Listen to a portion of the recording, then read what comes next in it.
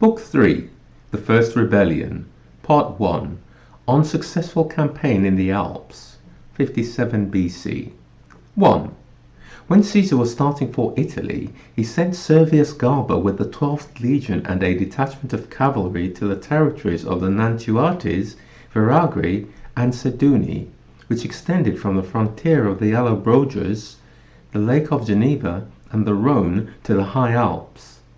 His object was to open up the route over the Alps by which traders travelled only at great risk and on payment of heavy tolls.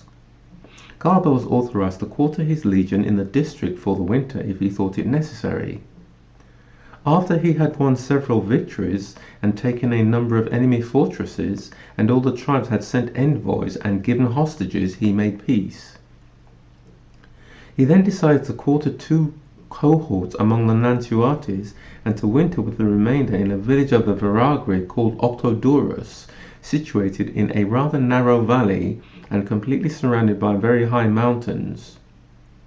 The village was divided by a river into 2 parts, one of which he let the natives keep, while the other, which he made them evacuate, was assigned to his cohorts and fortified with a rampart and trench. 2. Several days had been spent in this encampment, and Galba had ordered grain to be brought in, when suddenly he was informed by his patrols that during the night all the Gauls had quitted the part of the village allotted to them, and that the surrounding heights were occupied by an immense multitude of the Seduni and Veragri. Various reasons had led the Gauls to form the sudden resolution of renewing hostilities and overpowering the Romans.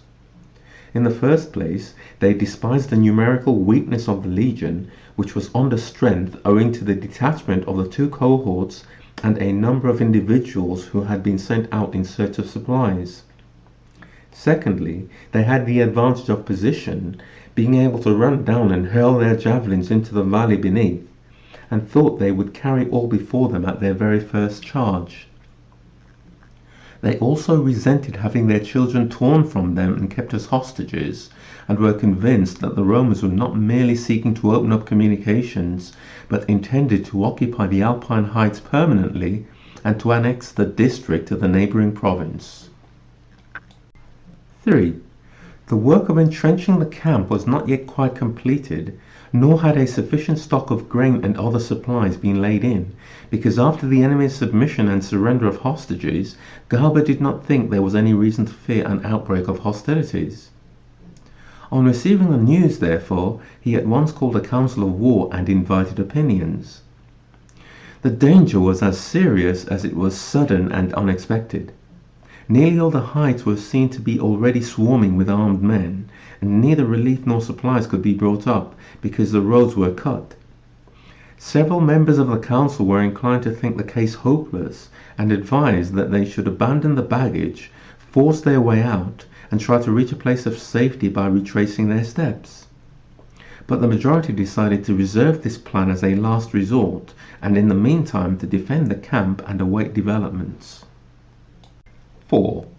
After a short interval, which barely gave time for posting the troops and carrying out the measures decided on, the enemy ran down from all sides at a given signal and began to hurl stones and spears at the rampart.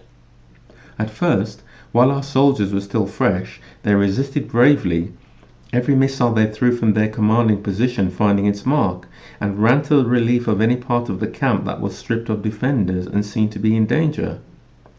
But what told against them was that the enemy, when exhausted by prolonged fighting, could retire from the battle and be relieved by fresh troops, which our men could not do on account of their small numbers.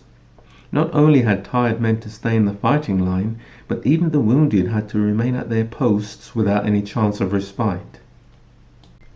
5. After more than 6 hours continuous fighting, the Romans were at the end of their strength and had scarcely any weapons left to throw, while the enemy was pressing them harder than ever and took advantage of their exhausted state to break through the palisade and fill up the trenches.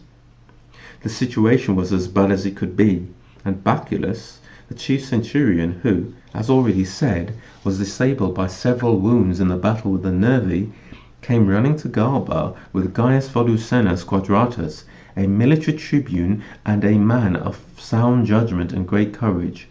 and told him that their only hope of escape was to try their last resource, a sortie through the enemy lines. Accordingly, Galba summoned the centurions and immediately sent them to explain the new plan to the troops. They were to cease offensive action for a time, merely using their shields to intercept the enemy missiles. When they had had time to recover from their exertions, the signal would be given to break out of the camp. Then they would have to rely on their courage to save their lives. 6. These orders were duly carried out. Suddenly they charged out from all the gates without giving the enemy a chance of realizing what was happening or of preparing to meet their onset. It was a complete reversal of fortune. The Gauls who had counted on capturing the camp were surrounded and cut off. Of the forces that had taken part in the attack, known to number over 30,000, more than a third were killed. The rest fled in terror and were not allowed to halt even on the mountain heights. Having thus routed and disarmed the entire host, the Romans retired within the shelter of their fortifications, and after this success, Galba did not want to take any more risks. The action which circumstances had compelled him to take was something that had never been contemplated when he had been sent there to winter, and there was an alarming scarcity of corn and other supplies. Next day, therefore, he burnt all the buildings in the village and started to hasten back to the province. No enemy barred his way or delayed his march, and he conducted the legion safely through the territory of the Nantuates into that of the Allobroges, where he spent the winter.